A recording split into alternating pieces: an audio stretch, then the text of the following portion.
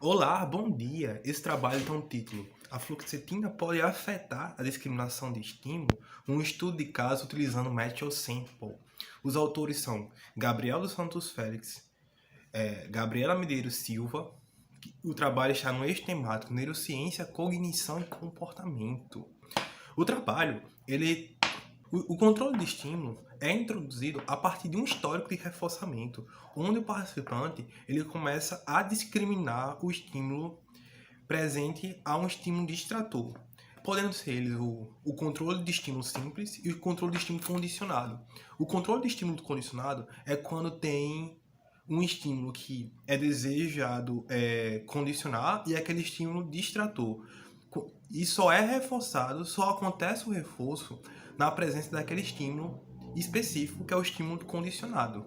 E um dos métodos para avaliar e analisar e utilizar o controle de estímulo condicionado é o Match Sample.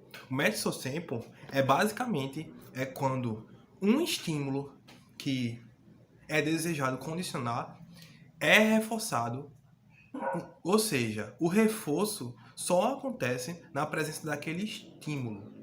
O Match Sample é utilizado em uma gama de áreas específicas, como no ensino da linguagem, na aprendizagem, é utilizado também com pessoas do espectro autista. Então, o Match Sample, o controle de estímulo, envolve processos cognitivos, como atenção seletiva, memória de trabalho e, alguns fatores podem ser uma possível variável interveniente, como a fome, a sede, o uso de alguma medicação que pode afetar a cognição humana. Então esse trabalho teve justamente isso, analisar o efeito da fluoxetina no índice de discriminação de estímulo Cange em estudante universitário. Então, esta pesquisa se refere a um estudo realizado em uma disciplina do curso de psicologia para fins educativos. Tivemos duas participantes. A participante em estudo que fazia o uso contínuo da fluoxetina há 2 meses, uma vez ao dia, e uma participante controle que não fazia uso de nenhuma medicação e não tinha nenhum diagnóstico de alguma psicopatologia. O estudo aconteceu em uma sala do laboratório da UFPB.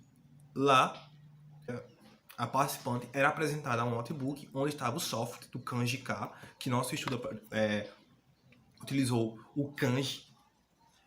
E nele, quando sentava, o software estava programado com quantidade de estímulo e o tempo, que ambas participantes tiveram 100 estímulos para discriminar, com 0,5 segundo de visualização.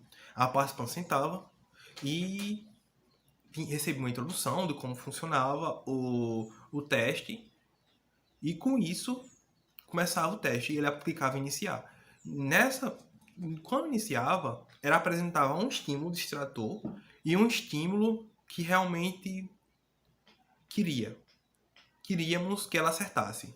Ou seja, tinha uma espécie de pareamento de estímulo. Apresentava um estímulo, depois aparecerá 2 estímulos, um que era correspondente e era semelhante e um que era simplesmente estímulo discriminativo.